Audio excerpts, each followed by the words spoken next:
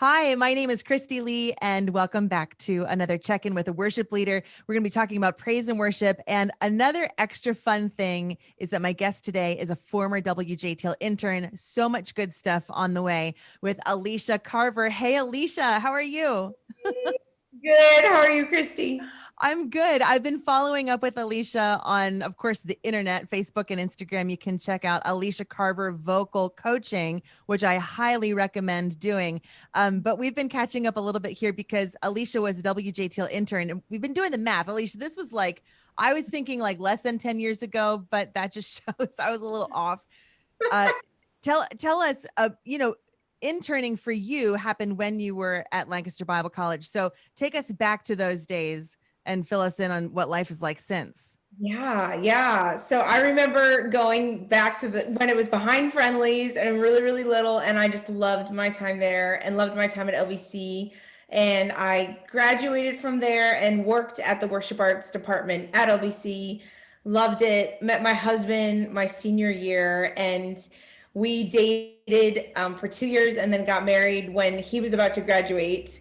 And so then we started life together. And 2 years after that, our first baby was on the way. And I really felt the Lord was calling me to be home in that season and to just be present. And so I left LBC. And then at the time we were serving at a church in Lidditz, I was an interim worship leader for them. And then God moved us to LCBC. My husband got hired there and had another baby. And then it was when I was pregnant with my third, God was doing some things behind the scenes that we had no clue about. And my husband became the campus pastor of the Waynesboro campus of LCBC. So we had a baby, got the call 2 weeks later, moved and like sold a house, bought a house. And so then a year into that. And we traveled back in college. We traveled with a band, Poorman's Riches Band, for a while, and that was awesome. But yeah, I felt like after baby number 3, like right before that, I was like, God was birthing these things in my heart to kind of get creative about how to use my giftings, but also be a mom that could work from home. And so I kind of launched Alicia Carver Vocal Coaching, and the Lord has just brought the people I've been able to walk alongside. And so, yeah, that's where I am currently. I've got baby number 4 on the way that's due in January. So I kind of feel that time crunch again of like all the things that I can do before I have this next baby. So, yeah. Right. And am I right? You have 3 boys so far? 3. And you don't know if baby number 4 is a boy or a girl. Yeah, we're going to be surprised. That is gutsy. I know. I was just telling my mom, I'm like, I don't know whether to get girl clothes out or boy clothes. I guess I have to get them all ready. Like, right. I've been given girl clothes because I don't have anything pink, which my son today was like, Mom, I don't want pink in the house. I'm like, well, dude, like if it's a girl. Do you have any gut feeling or any, are you leaning either way? I mean, at 50-50, you could be wrong. Yeah, but I feel like I am a boy mom, but so I would be literally shocked if I have a girl. And I love our boy name and I love our girl name too. So I don't know. It's got to be something special born out of a pandemic, So, it's going to be a light. Hopefully, both of our names kind of mean this symbol of light. And so, like, a light out of the darkness is our prayer for this baby. Awesome. Oh, that is so good. One of my favorite things about following Alicia on social media is that she combines these really deep encouragements along with these really practical tips when it comes to singing. So we're going to talk about some of that on the way. But I think first I just want to talk a little bit with you, Alicia, about why singing for you. What has singing been in your life that you've connected with it so much that you are still singing? Yeah. Well, I feel like God equips us each with different giftings, which is actually one of my passions, is helping people unleash their giftings and to use them, to find their voice and find the courage to use whatever it is that God's gifted you with. And I feel like from a young age, the Lord just affirmed that calling again and again. And I just found such joy when I was using the gift that God had given me. And I realized it wasn't something to hide, because I used to think like, I don't want to like sing at full capacity or whatever. And I had some friends just say, like, when you use your gifts, like it is to bring God glory and to make him big. And so bring all of it. And so I find such joy. And maybe too, as a mom, like it's such a, it can feel like, this crazy world. And then singing is just like this complete like release and like, giving it to the Lord and helping people get there as well. And I don't know, it's just, yeah, it has been and especially in different hard seasons of my life, music and singing has just been one of the primary ways that I just love communicating with my Savior. And so, yeah, it's just a beautiful thing. Oh, Yeah. that is beautiful. I love courage as part of your personal mission with this. Yeah. I don't feel like that necessarily is what every vocal coach would say. I had piano was my major when I was a music major. And courage, nobody ever talked about courage with playing the piano. Singing, I understand the courage part, but still I don't feel like you're necessarily encouraged to be courageous with singing. That is key though in your approach, right? Yeah. Oh yeah, absolutely. And maybe as a woman too, like just to be who God's created you to be and to do it as a daughter of the King, and I just feel like whenever you put someone on a stage, all of the insecurities come out, guy and girl, and all these things and I feel like there's so much going on inside our hearts that God wants to work in and work through. And actually, I'm now kind of even pursuing like how to help people as much off the stage as on, because there's so much of a part of us that we bring on stage that God wants to work in, and that courage really truly comes from him, like he did with David. And I talk to my boys all the time about that, like, God is the one that makes us strong and courageous. And yeah. So what do you find works for people when they need a dose of courage, when they need that push to open up a little more?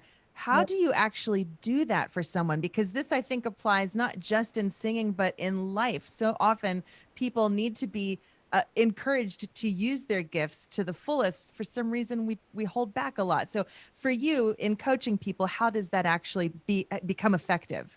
Yeah, well, on a practical standpoint, I feel like understanding your voice and your mechanisms helps. It helped me. And also, I never had a plan um, to get there vocally. Like, I never had, like, I didn't really work out my voice. I kind of just like, and I know I've done surveys, like, the majority of worship leaders don't work out their voice before they sing.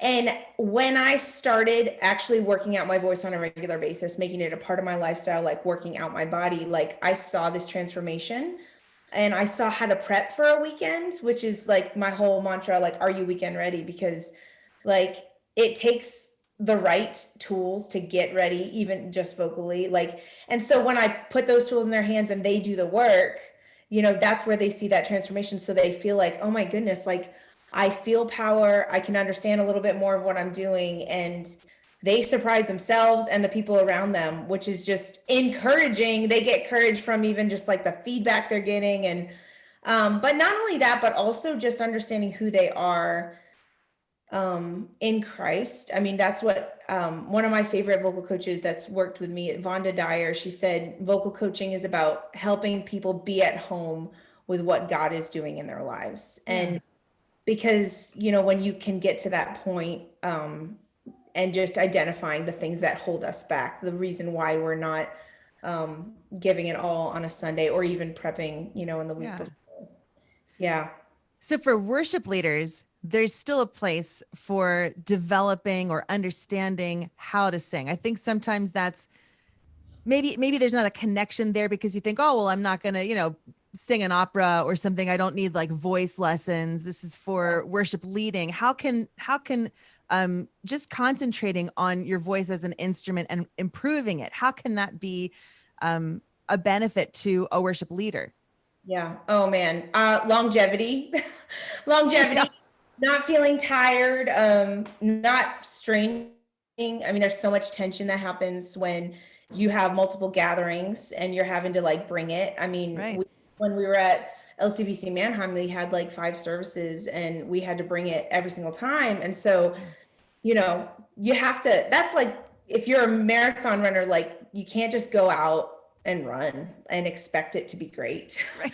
You know, you can expect to move, but you can't expect to feel great, you know, and so, but if it becomes a part of your lifestyle, like, so I think longevity, yeah, does that answer your question? Kind of like, Definitely. Yeah. yeah, I also think my husband and I have done some worship leading, and I think understanding some things about the voice helps you to even lead a congregation, even yeah, down to like what key to sing a song in for people to feel comfortable. They can feel so awkward if they yeah. can't find their place, right?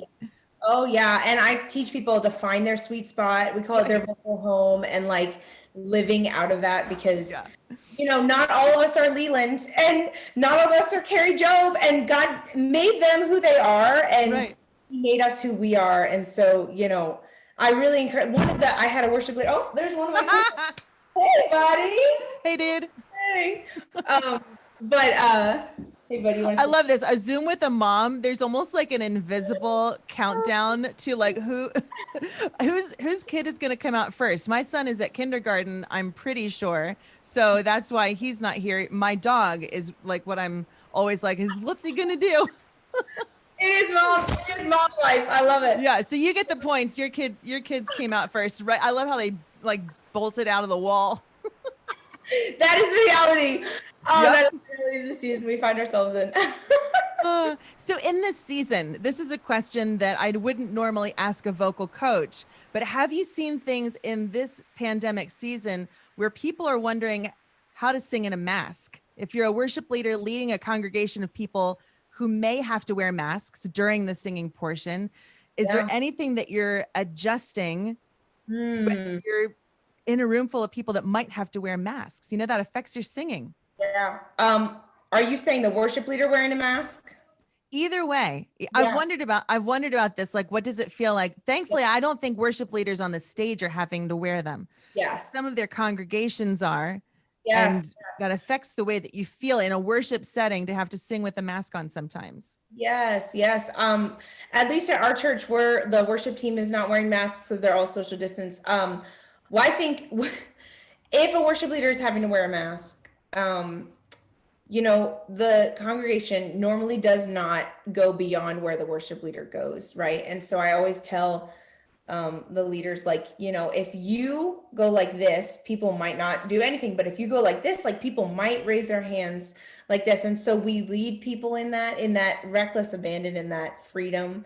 And so I would say, you know, and I see people out in the congregation wearing masks, and I'm like, I feel like that's where we need to bring in as much engagement as we can, you know, to kind of engage with, I love engaging with three parts of a room, so as to not include everybody, but just to be really intentional about like using your eyes as much as you can and connecting with them, but also using your arms as much as you can. I know if you're playing something, that's always hard. I love kind of the balance of both of those things at times, but yeah, to engage as much as you can. And the crazy thing is, like, 93% of our communication is body language. It is Yeah. not what comes out of our mouth, which is a crazy statistic. So, you know, as much as we can engage with our bodies and bring people into that. I love using my arms as much as I can.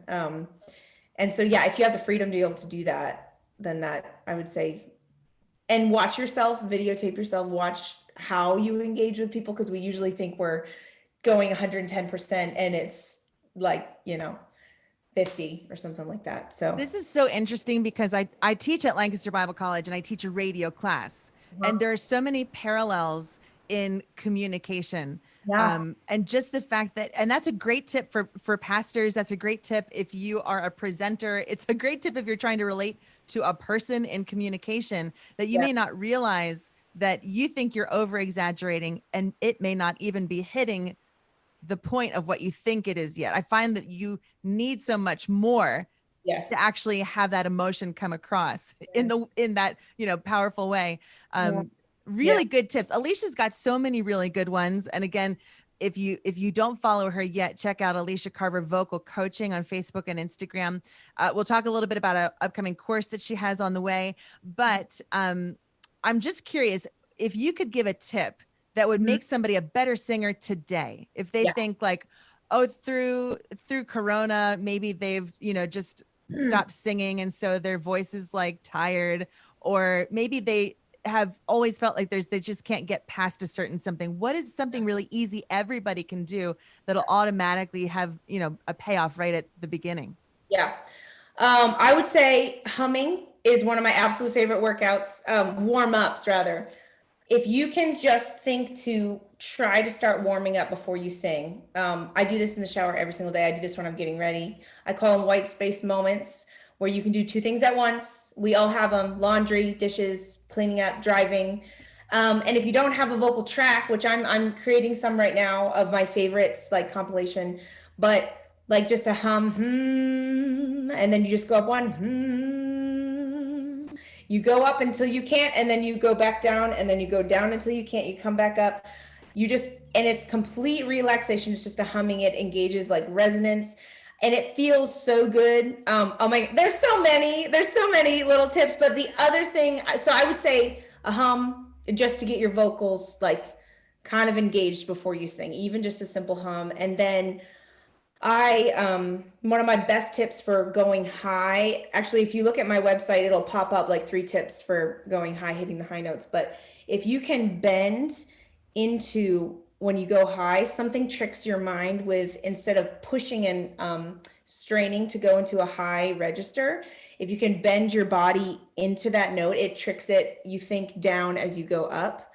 So for some reason, like if you're going up high, it's the bridge of that song. Yeah. If you can lean into it, you'll see me if I'm singing, like if it's going high, I'm not going like this. I'm going like my head is going down. I'm like, and it disengages our mind. It's such a mind game.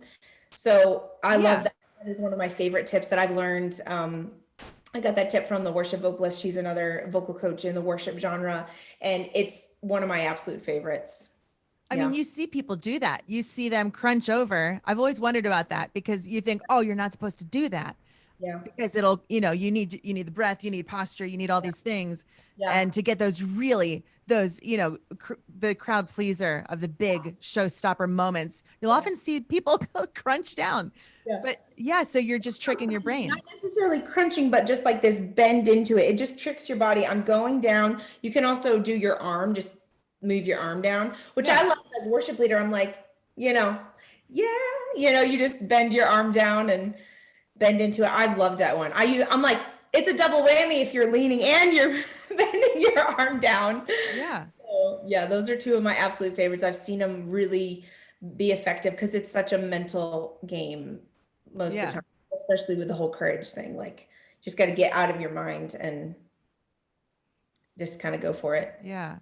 Speaking of mental games, I feel like the pandemic has given us month upon month of like, there's the mental part, there's the spiritual part, there's the, emotional and all kinds of other things, but it's given us a workout in that department. I'm curious for you personally, Alicia, what are songs in this season that you have personally connected with to be able to sing your way through? I know singing through storms is something that you get. So what have been those songs for you? Right now it's Spirit Lead Me. Just ask, and it's just like I was in my kitchen doing my dishes and singing that, and just thinking like, Lord, like you have got to lead us through this season, because no one knows what's going on, and so just lead me through this season, whatever it looks like. New seasons of like school and another baby and all of this stuff. And so it's like, there's just such new, and I have no clue what to expect. And it's like, kind of, it's just such a faith step and a faith walk. And I know everyone is there. And so Spirit Lead Me, that's been a huge one. Do It Again is another one. Oh, Awaken by, is it We the Kingdom? Awaken, is that what it's called? My husband has it. We listen to it when we're cleaning up our house together. Oh, that's so nice. Yeah, my husband is very amazing. I'm married to an amazing man. And he helps. Oh, that's so great. We usually sing and clean. Whistle while you work. That's what that is so great. Oh, that is great. Yeah.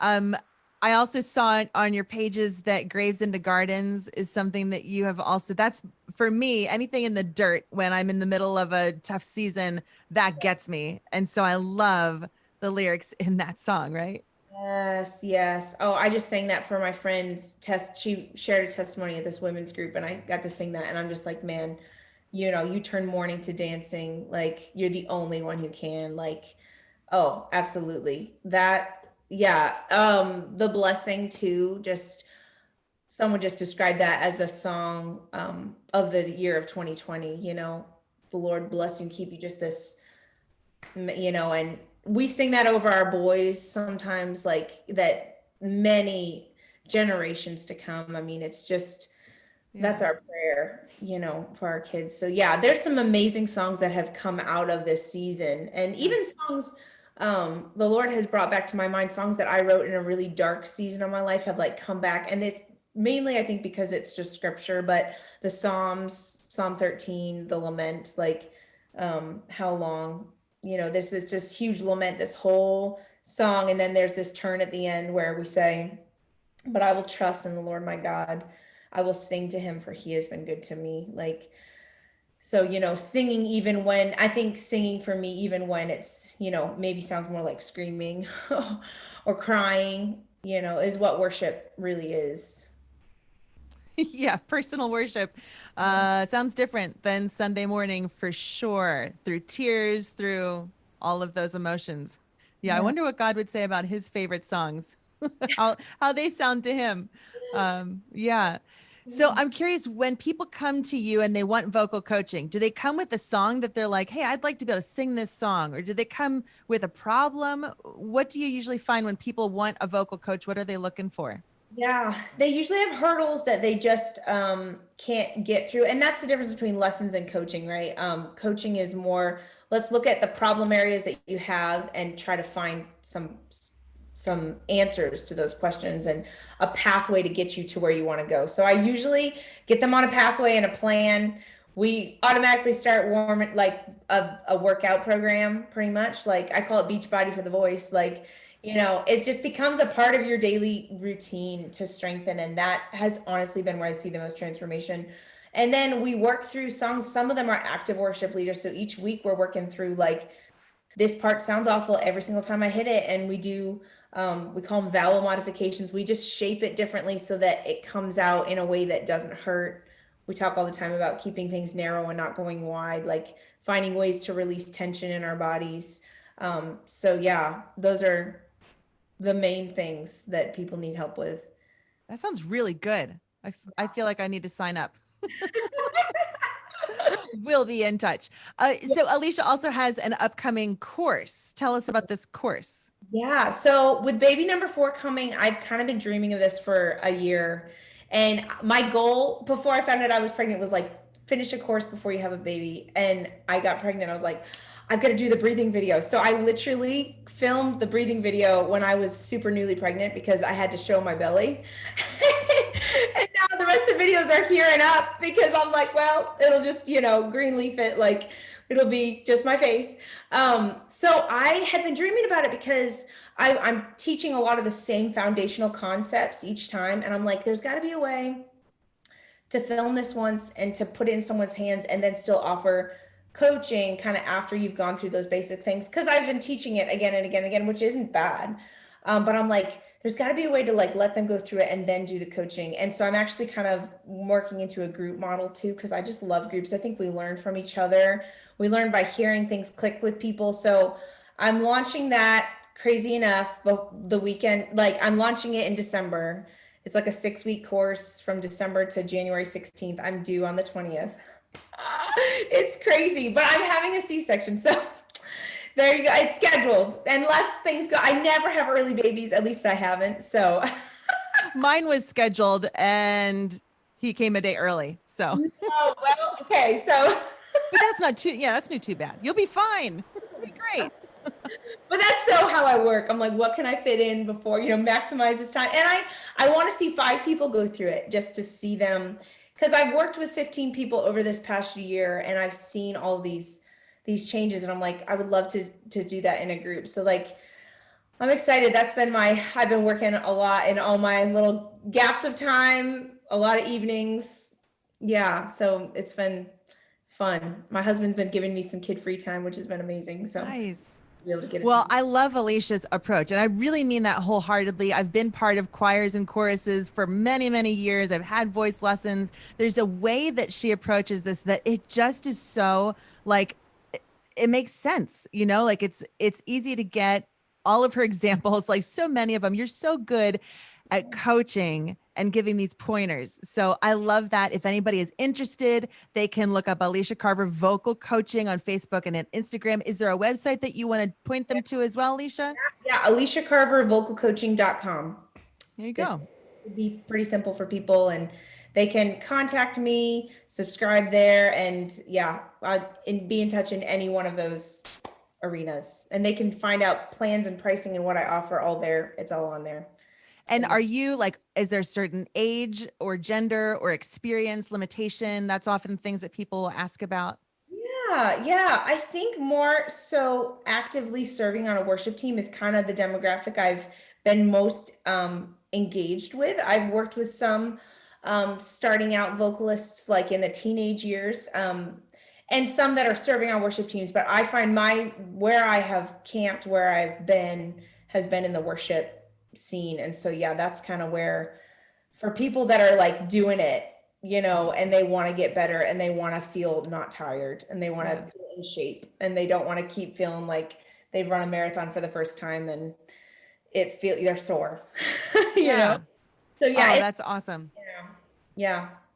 Okay, so before I let you go, I want to ask your favorite place to sing because you've mentioned like humming in the shower, singing in the car, singing while you're in the kitchen, cleaning stuff up. Is there like a room in your house where you're like the reverb is real good here? What's your favorite spot to sing? Oh man. Are you talking about in the world or in my house? Because Okay, now I want to know both. well, okay, I'll start out in my house. So our house that we moved into, there is a room. We call it the antler room because my husband has antlers on one wall, and that's like the only thing in that room because we're kind of minimalist. We don't like filling space with stuff. And so we're not filling it until there's a purpose for the room. And I go in there, it's actually attached to my music room. And so when I want to sing, like I go in there and I'm like, woo, it's just like, it is just you do so much reverb and I love it. I absolutely love it. And yeah, and then one time when we were on a missions trip to Macedonia, we were in Thessalonica from like they call it Thessaloniki, but there was an old Colosseum and my friend was like, you need to sing. And I was like, oh man, it was so intimidating. And it was weird because they were like, Paul could have preached here. Like this could have been where he stood. And the reverb, it was just amazing. I was like, this is why they didn't need microphones. It just, oh man, that was an amazing moment of, woo, yeah. What song did you sing? It was a song I had sung for my, from Joseph King of Dreams, You Know Better Than I. Wow. Yeah. Cause it was So cool. yeah, I've let go the need to know why. I'll take what answer you supply because you know better than I. Like yeah, that was an amazing, amazing moment I won't forget. Yeah. Oh, that is so cool. I love everything you're cooking up, Alicia, between the vocal coaching, another baby, all of the stuff with your family. I love that the boys ran through and that your mom is there. Thank goodness my parents are visiting. I was like, oh, perfect timing. Yes. Yeah. Thank you so much for catching up with me. And again, people got to check out Alicia Carver vocalcoaching.com or Facebook or Instagram. Follow along because really, again, I love the practical tips that Alicia is sharing in addition to really good encouragement for the soul. So check it out there. Alicia, thanks for talking. So good to see you. So good to see you too, Kristi. Thank you Yeah. so much. See ya.